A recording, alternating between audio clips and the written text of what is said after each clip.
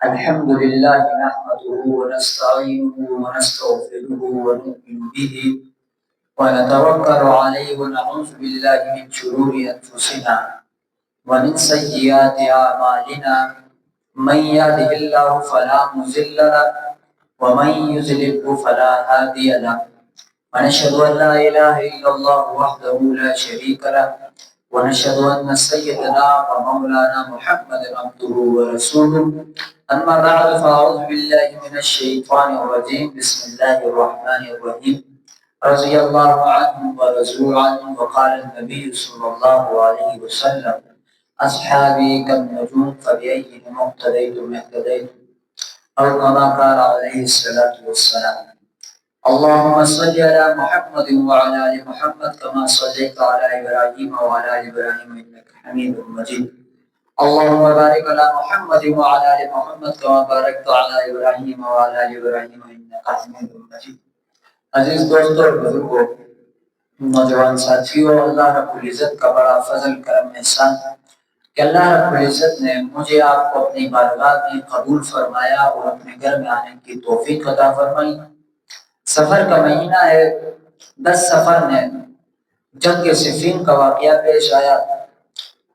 جنگ صفین حضرت علی رضی اللہ تعالی عنہ حضرت امیر معاویہ رضی اللہ تعالی عنہ کے درمیان آپس میں جنگ ہوئی۔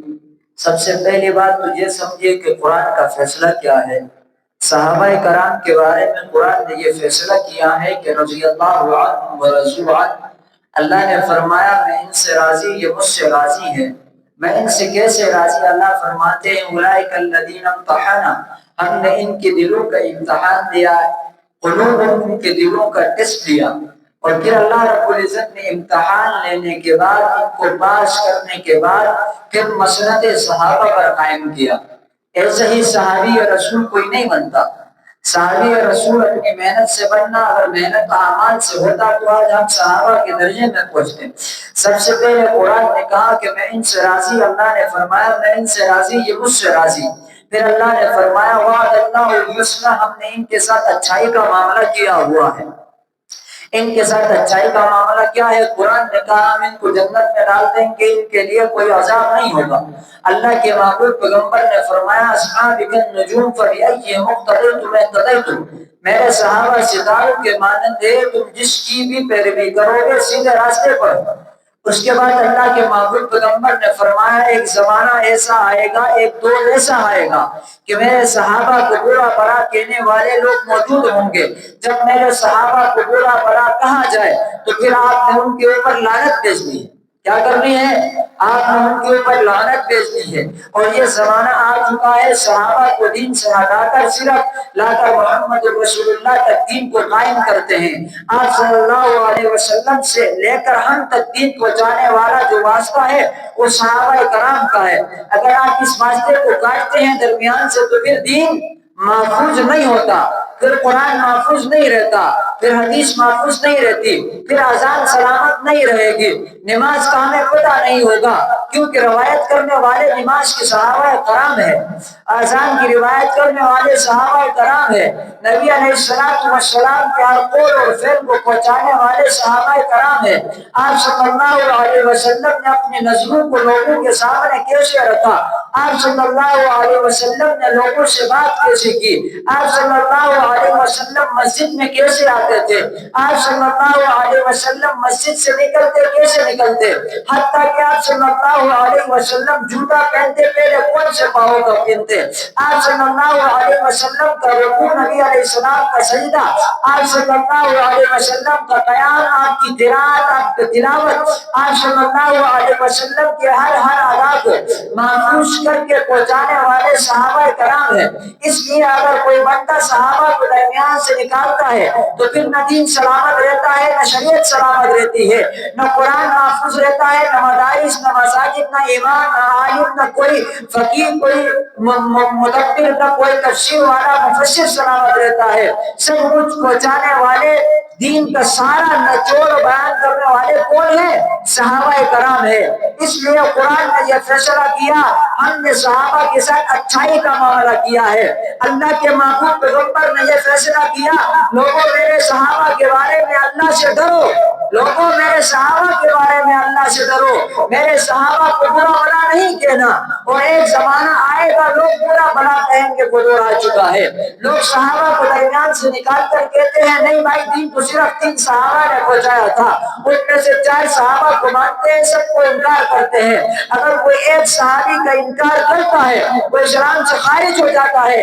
یہ میں نہیں کہتا، یہ کوئی اور مفتی نہیں کہتا، اللہ نے اپنے کلام اللہ میں فرمایا صحابہ سے نفرت کرنا، صحابہ کے ساتھ دشمنی رکھنا یہ کفار کی نشانی ہے۔ جس کے دل میں کافروں والی ادا ہوگی، جس کے دل میں اللہ کا انکار ہوگا، رسالت کا انکار ہوگا، وہی بندہ صحابہ کا انکار کرتا ہے۔ اور جو محبت صحابہ کے دل میں، جس کے دل میں صحابہ کی محبت ہو وہ بندہ بھی خاندانی ہے، اس کے ماں باپ بھی خاندانی ہے، کیونکہ صحابہ کی محبت بے خاندانی لوگوں کو نہیں ملتی۔ صحابہ کی محبت ایسی ہے۔ تو سب سے پہلی بات جو ہے کہ صحابہ سارے کیا ہیں، ان کا معیار کیا ہے؟ تو قرآن نے ان کے ایمان کو ہمارے لیے معیار ٹھہرایا ہے۔ تم نے ایمان لانا ہے تو صحابہ کی طرح لاؤ، اس کے علاوہ ایمان قابل قبول نہیں ہوگا۔ کیوں فرمایا؟ اس وجہ سے فرمایا کہ ان صحابہ نے محمد رسول اللہ صلی اللہ علیہ وسلم کو اپنی آنکھوں سے دیکھا ہے، آپ صلی اللہ علیہ وسلم کی ادا کو ان صحابہ نے دیکھا ہے۔ اگر جو بندہ آج کی کسی ولی سے ملتا ہے، کسی پیر اور مرشد سے ملتا ہے، کوئی بڑے شیخ اور عالم سے ملتا ہے، پھر کہا جاتا ہے واہ کیا نسبت ہے تیری، تو فلاں پیر کا مرید ہے، فلاں عالم سے مل کے آیا ہے، تو نے مدینہ دیکھا ہے، مدینے کے لوگوں کو دیکھا ہے، تو نے بیت اللہ کو دیکھا ہے، بیت اللہ کے طواف لگاتے ہوئے دیکھا ہے، لوگوں کو مکہ دیکھا ہے، مکہ کی گلیوں کو دیکھا ہے، واہ تیری کیا بات ہے۔ تو سوچو یار جو لوگ صرف مدینہ کو دیکھ کر دل میں خوشی محسوس کرتے ہیں تو ان صحابہ کے بارے میں کیا خیال ہوگا جنہوں نے مدینے والے کو دیکھا تھا، جنہوں نے امام الانبیاء کو دیکھا تھا، جنہوں نے ساقی کوثر شافی معاشر کو دیکھا تھا، جنہوں نے تاجدار مدینہ عبداللہ کے لخت جگر کو دیکھا تھا، جنہوں نے امام الانبیاء کو دیکھا تھا، جس نبی نے 1,24,000 کم و پیش انبیاء کی امامت کی ہو، اس نبی کو اپنے سے اپنی آنکھوں سے دیکھنے والے صحابہ کے بارے میں کیا خیال ہوگا۔ اسی لیے اللہ نے فرمایا ایمان لانا ہے تو صحابہ کی طرح لاؤ۔ کیوں کہا؟ کیونکہ لوگ آئیں گے، ایسے فرقے موجود ہوں گے، اللہ کے نبی نے فرمایا 72 سے 73 فرقے میرے امت میں ہوں گے، ایک فرقہ جنت میں جائے گا باقی سارے جہنمی ہوں گے۔ وہ ایک فرقہ کون سا ہوگا؟ فرمایا جو میرے اور میرے صحابہ کی ابتدا کرے۔ کیوں؟ کیونکہ لوگ ایسے موجود تھے، صحابہ نے نبی کو ایسے مانا تھا جیسے اللہ کا ارشاد تھا، صحابہ نے نبی سے محبت ایسے کی تھی جیسے اللہ نے فرمایا تھا، اور صحابہ نے محبت کی مثال قائم کر کے دنیا سے چلے گئے۔ صرف دعویٰ نہیں کیا، صرف یہ نہیں بولا میں محمد رسول اللہ کا عاشق ہوں، ان لوگوں نے دعویٰ بھی کیا اور اس دعوے پر قائم بھی رہے۔ یہ صحابہ کی صفت تھی۔ اللہ کے محبوب پیغمبر نے فرمایا حضرت آدم سے لے کر عیسیٰ علیہ السلام تک جتنے بھی نبی آئے ان نبیوں کے ساتھی کو صحابی کہا جاتا تھا، لیکن ان سب سے جو اعلیٰ صحابہ ہیں وہ میرے صحابہ ہیں، اور اللہ نے مجھے میرے صحابہ چن کر دیے۔ اب عمر کا آیا تو اس کی ایک الگ مثال ہے، عمر فاروق کی الگ مثال ہے۔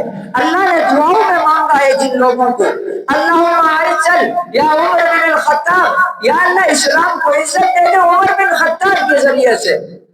پھر حضرت علی کے بارے میں حضرت عثمان غنی، حضرت علی تو شیر خدا ہے، حضرت علی تو خیبر کو اکھاڑنے والا ہے، مرحب کے سینے کو چیر دینے والا ہے۔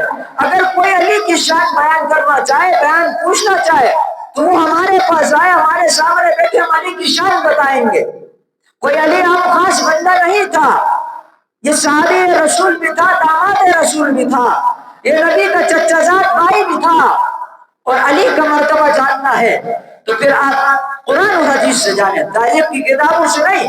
صحابہ کو قرآن کے ترازو میں تولا جائے، صحابہ کو تاریخ کے ترازو میں نہ تولا جائے۔ صحابہ کے بارے میں قرآن نے کیا کہا ہے، حدیث نے کیا کہا ہے، اللہ کے محبوب پیغمبر کے بول نے کیا کہا ہے، پھر صحابہ کا معیار کا پتہ چلتا ہے، پھر صحابہ کے ایمان کا پتہ چلتا ہے۔ حضرت علی رضی اللہ تعالیٰ عنہ کی پیدائش کہاں ہوئی؟ کعبہ شریف کے اندر ہوئی۔ بیت اللہ کے اندر حضرت علی شیر خدا حیدر کرار رضی اللہ تعالیٰ عنہ کی پیدائش کعبہ شریف کے اندر ہوئی۔ اس سے کوئی یہ مطلب نہ نکالے کہ کعبہ میں پیدا ہوا ہے تو بہت اعلیٰ قسم کا ہے اور اللہ تک پہنچا دے، اس کا یہ مطلب نہیں ہے۔ شان ہے، مرتبہ ہے، مقام ہے۔ اللہ کے محبوب پیغمبر نے جب لوگوں نے کہا آپ کے لیے سجدہ کریں گے، کیا فرمایا؟ نہیں بس سجدہ کسے؟ صرف اللہ ہی کو کرنا، کسی اور کے لیے جائز نہیں ہے۔ اسی طرح صحابہ کا بھی مقام اور مرتبہ ہے۔ حضرت علی رضی اللہ تعالی عنہ وہ شخصیت ہے جس شخصیت کے بارے میں اللہ کے محبوب پیغمبر نے فرمایا یہ مجھ سے ہے، میں اس سے ہوں۔ اے علی تو ایسا ہے جیسے حضرت موسیٰ کا بھائی حضرت ہارون تھا۔ اور اس کا مطلب یہ بھی نہ نکالا جائے کہ حضرت علی حضرت محمد رسول اللہ کے بعد خلیفہ بلا فصل بن گئے، اس کا غلط مسائل نہ نکالا جائے، غلط مسئلہ اخذ نہ کیا جائے۔ اللہ کے محبوب پیغمبر جہاد کے لیے گئے، پیچھے حضرت علی کو بٹھایا۔ مدینہ کے اندر جتنے بھی عورتیں ہیں، جتنے بھی بچے ہیں، ان کا خیال کون رکھے؟ حضرت علی رکھے۔ اور اس سے بعد لوگوں نے کہا کہ حضرت علی کو خلافت سونپی گئی، ہرگز ایسا مطلب نہیں ہے۔ خلافت کا سب سے زیادہ حقدار امامت کروانے والا ہوتا ہے، اور حضرت محمد رسول اللہ نے امامت کا مسنہ جس کو دیا وہ حضرت عبداللہ بن مکتوم رضی اللہ تعالیٰ عنہ تھے، اور بچوں اور بچیوں کی ذمہ داری حضرت علی کو دی گئی۔ اور یہ ذمہ داری دینے کے بعد اللہ کے محبوب پیغمبر نے فرمایا کہ حضرت علی نے فرمایا یا رسول اللہ میں جہاد کرنا چاہتا ہوں۔ فرمایا تو پیچھے بیٹھ کر عورتوں کی حفاظت کر، یہ بھی جہاد ہے۔ یہ حضرت علی من کنت مولا فعلی فہذا علی مولا، جس کا میں مولا اس کا علی مولا۔ اگر اس حدیث کو صحیح معنوں میں لیا جائے، صحیح زاویے سے لیا جائے، علی کی شان اور بھی بڑھ جاتی ہے۔ اس کا مطلب یہ بھی نہیں کہ میں یہ سمجھوں من کنت مولا کا مطلب یہ ہے کہ بھائی میرے محمد رسول اللہ کا مولا میرا علی ہے، ہرگز ایسا نہیں۔ محمد رسول اللہ سب کا آقا ہے اور سب کا رہبر اور مقتدا ہے۔ محمد رسول اللہ سب کا مرشد ہے۔ آپ صلی اللہ علیہ وسلم سے بڑھ کر نہ کوئی نبی ہے نہ کوئی صحابی ہے۔ یہ آپ اپنے ذہن میں رکھیں کہ آپ صلی اللہ علیہ وسلم کی شان کم نہیں ہے۔ آپ صلی اللہ علیہ وسلم کو اللہ نے اپنا محبوب بنا کر بھیجا ہے۔ اللہ نے تمہیں آنکھ دیا، کان دیا، سب کچھ دیا۔ اللہ نے جتنی بھی مخلوقات دنیا میں بھیجی ہر ایک نعمت کے طور میں بھیجی۔ انسان کے لیے سورج ہے، آسمان ہے، ستارے ہیں، سیارے ہیں، زمین ہے، پانی ہے، درخت ہے، باغات ہے، پھل ہے، پھول ہے، ہر چیز اللہ نے نعمت میں بنا کر بھیجی۔ لیکن پورا قرآن اٹھا کر دیکھیں، اللہ نے احسان نہیں جتلایا۔ میں نے آدم کو دیا، نوح کو دیا، ابراہیم کو دیا، پیغمبر بنا کر بھیجا، احسان نہیں جتلایا۔ لیکن جب محمد رسول اللہ معبود کبریا کی باری آئی، آپ صلی اللہ علیہ وسلم کو دیا، جب اس امت کے حوالے کیا تو اللہ نے فرمایا وہ لوگوں نے تمہیں اپنے خزانے سے سب کچھ دے دیا، سارا خزانہ دے دیا۔ جب محمد رسول اللہ کو دینے کے بعد خزانہ دیکھا تو خالی ہو گیا تھا محمد کے نام سے۔ اس کی شان ایسے ہے تو اس کا مطلب غلط نہ لیا جائے۔ اللہ کے محبوب پیغمبر نے علی سے محبت کی، کس وجہ سے کی؟ صحابی رسول تھا، نبی کا داماد، داماد سے تو محبت ہوتی ہے۔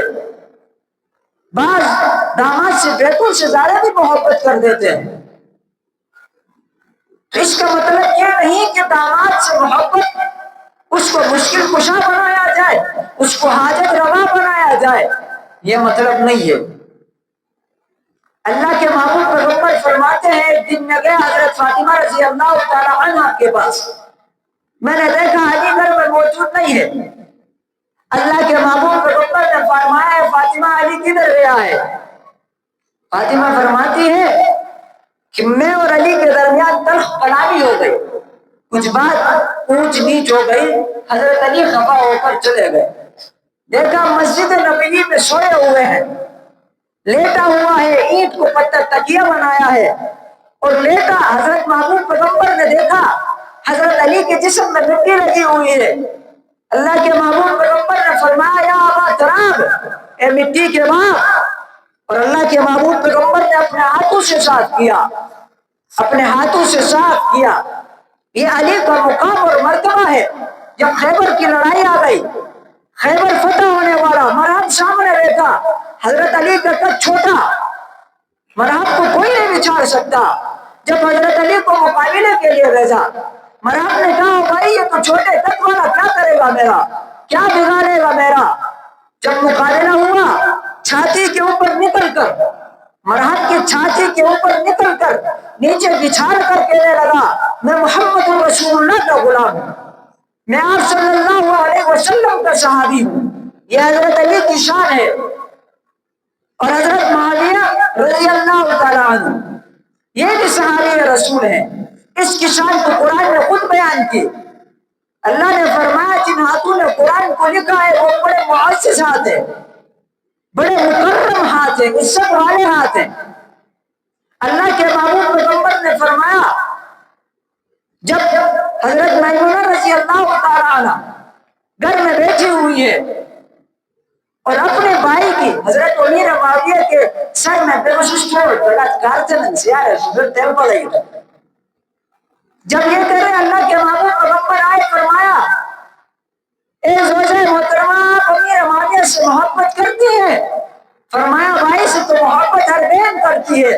اللہ کے محبوب پیغمبر نے فرمایا مجھ سے میں بھی حضرت امیر معاویہ سے محبت کرتا ہوں۔ شام کا فتح کرنے والا امیر معاویہ ہے اور ایسا تدبر اس کے اندر اللہ نے ڈالا تھا، سیاست کے اندر 64 لاکھ مربع میل پر حکومت کر کے دنیا سے چلا گیا۔ آپس میں تلخ کلامیاں ہو جاتی ہیں، آپس میں لڑائی جھگڑے ہو جاتے ہیں۔ اگر لڑائی اور جھگڑے کو لے کر کوئی بندہ ان پر کفر کے فتوے لگائے تو یہ غلط ہے، یہ تو مطلب ایک طرفہ دینا۔ حضرت علی، حضرت امیر معاویہ مختصراً ان دونوں کے درمیان جنگ صفین کا واقعہ پیش آیا۔ میں نے آپ کو صحابہ کا معیار بتایا۔ سب سے پہلے صحابہ کا معیار ایمان ہے، ہمارے لیے ایمان لانے کا معیار صحابہ کرام ہے۔ کوئی ایک صحابی کے بارے میں شک کی گنجائش نہیں ہے۔ اس لیے پھر حضرت امیر معاویہ حضرت علی کے درمیان جنگ ہوئی۔ جنگ کی وجہ کیا تھی؟ حضرت عثمان رضی اللہ تعالیٰ عنہ شہید ہو گئے۔ حضرت علی کا موقف تھا کہ خلافت سنبھالیں گے، مستحکم ہو جائیں گے، مضبوط ہو جائیں گے، پھر بدلہ لیں گے حضرت عثمان کا۔ اور حضرت امیر معاویہ رضی اللہ تعالیٰ عنہ فرمایا نہ علی بدلہ لینا ہے، پہلے خلافت میں پہلے بدلہ لیا جائے گا۔ موقف دونوں کا ٹھیک تھا، نظریہ دونوں کا ٹھیک تھا، دونوں عالم تھے، مفتی تھے اس دور کے، مجتہد تھے۔ اور اللہ کے محبوب پیغمبر نے فرمایا جو بندہ اجتہاد کرتا ہے، خطا ہونے پر ایک غلطی ایک نیکی ملتی ہے، خطا کرے غلطی کرے مسئلے پر ایک نیکی، اگر صحیح ہو تو 2 نیکیاں ملتی ہیں، یہاں دونوں پر۔ لیکن علماء کرام نے لکھا ہے جو زیادہ حق کے قریب تھا وہ حضرت علی تھا۔ حضرت علی کی بات ماننی چاہیے تھی، کیوں؟ کیونکہ سب سے پہلے خلافت کو مضبوط کرتا ہوئے بدلا لیتا۔ امیر معاویہ رضی اللہ تعالیٰ عنہ نے نہیں کہا سب سے پہلے ہم بدلا لیں گے پھر خلافت کو سنبھالیں گے۔ آپس میں جنگ ہوئی، بڑے بڑے صحابہ کرام شہید ہوئے، 70 کے قریب حفاظ کرام صحابہ شہید ہوئے، بڑے صحابہ شہید ہوئے۔ پھر بہرحال ان کے درمیان جنگ ختم ہونے کے لیے صحابہ کرام نے قرآن کو اٹھا کر ادھر سے بھی ادھر سے بھی جنگ کی صلح کروائی، آپس میں صلح ہو گئی۔ اور آپس میں صلح ہونے کے بعد حضرت علی خلیفہ بنے، 6 مہینے کچھ دن خلافت سنبھالی، پھر دنیا سے چلے گئے۔ حضرت حسن نے صلح کروا دی، حضرت حسن آ کر خلیفہ بنے، خلیفہ خلافت سے دستبردار ہوئے، حضرت امیر معاویہ کو خلافت دیا، سنبھالا، مستحکم ہو گئے، مضبوط ہو گئے، 64 لاکھ مربع میل پر حکومت کی۔ بھائی آپ یہ کہتے ہیں کہ بھائی حضرت امیر معاویہ، کوئی بندہ یہ کہے حضرت امیر معاویہ جیسی شخصیت علم، تفکر اور تدبر کی اعلیٰ مثال ہے، اگر کوئی یہ اٹھ کر کہے کہ ایسی بڑی شخصیت نے اسلام کے لیے کچھ نہیں کیا تو پھر 64 لاکھ قوانین کو حکومت نے اور آپ گئے تھے کرنے کے لیے. سب سے پہلے بحریہ پر جہاد کرنے والا حضرت امیر معاویہ اللہ کے محبوب پیغمبر نے فرمایا جو کرے گا سمندری جہاد وہ جنتی ہے. اسی لیے حضرت موسیٰ علیہ السلام حضرت ہارون علیہ السلام کے درمیان کی طرف کلامی ہوئی. حضرت موسیٰ کو ایک پر 40 دن کے لیے گئے, پیچھے نائب بنایا حضرت ہارون کو. حضرت ہارون علیہ السلام کی موجودگی میں لوگوں نے بچھڑے کی عبادت کر دی. حضرت موسیٰ آیا, قرآن نے اس کا نقشہ کھینچا ہے. قرآن نے کیا کہا؟ قرآن نے کہا کہ حضرت موسیٰ جب آئے ہارون علیہ السلام کی داڑھی میں پکڑا, اور ہارون علیہ السلام بڑے تھے حضرت موسیٰ سے, داڑھی بھی اور بال بھی پکڑا, پکڑ کر کہا کہ تم نے کیا کیا ہے؟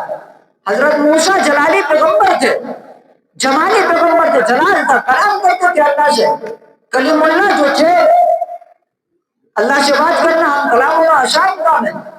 حضرت محمد رسول اللہ صلی اللہ علیہ وسلم فرماتے ہیں معراج کے واقعے پر گیا, ایک بندہ ایک ایسا بندہ جو اللہ سے ہم کلام ہو رہا ہے, بڑے جذباتی انداز میں اللہ سے بات کرے تو نرمی کے انداز سے لوگ کرتے ہیں. اللہ کے محبوب پیغمبر تو عاجزی کے ساتھ گئے تھے, میں نے دیکھا بڑے جذباتی انداز سے بات کر رہا ہے. میں نے جبریل سے پوچھا یہ بندہ کون, یہ پیغمبر کون ہے؟ فرمانے لگا یہ حضرت موسیٰ کلیم اللہ ہے.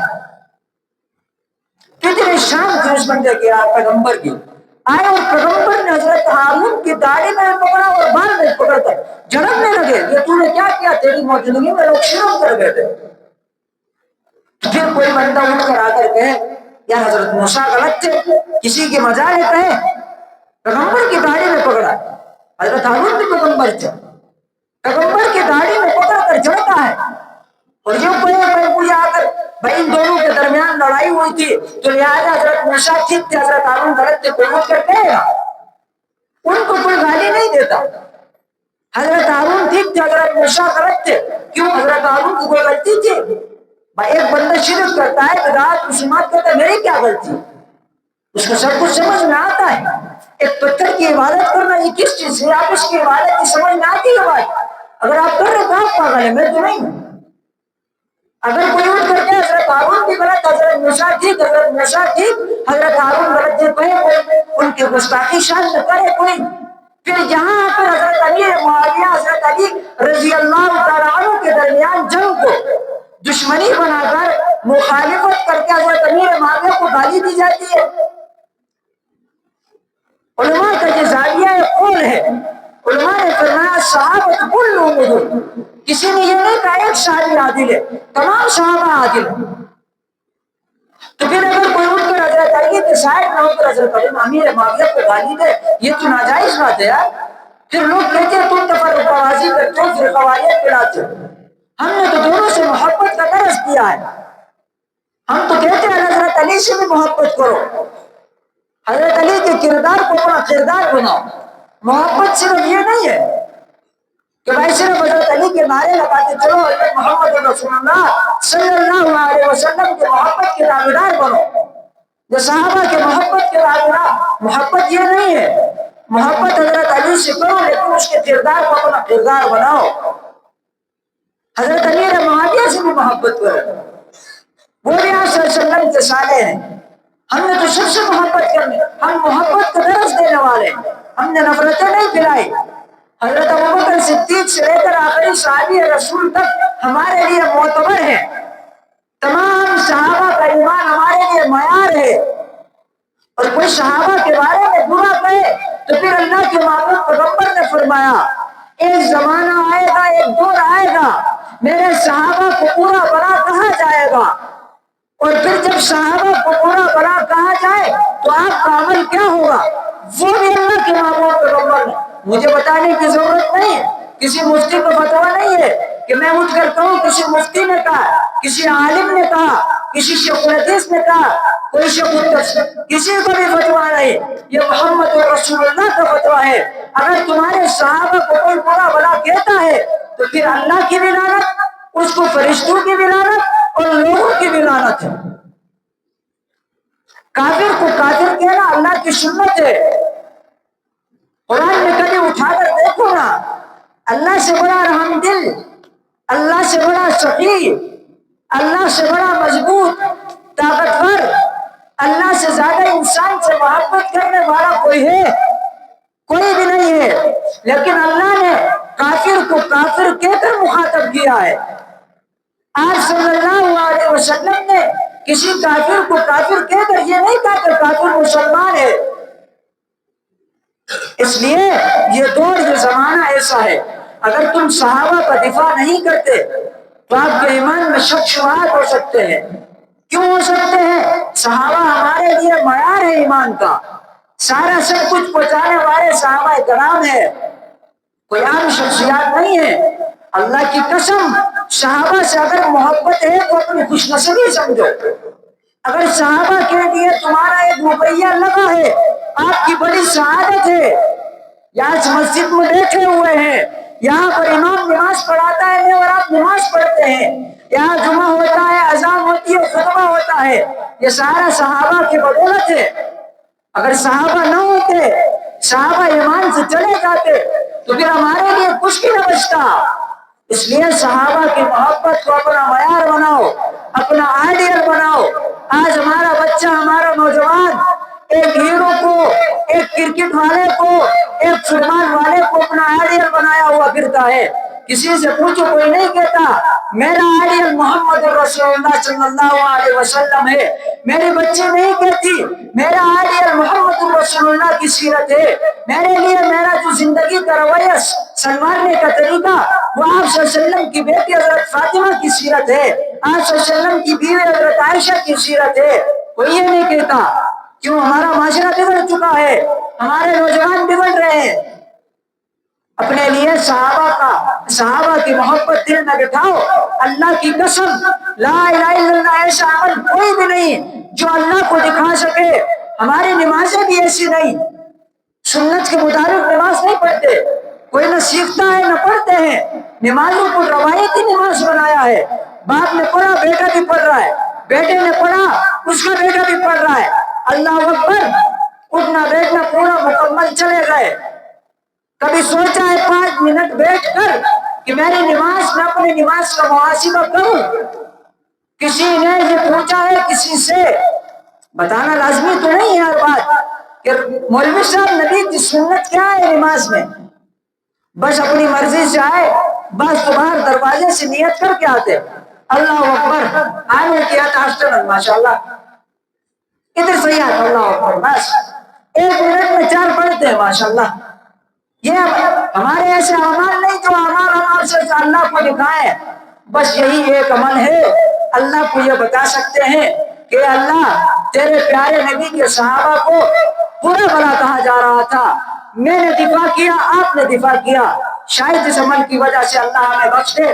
جو کچھ کہا گیا اللہ رب العزت عمل کرنے کی توفیق عطا فرمائے۔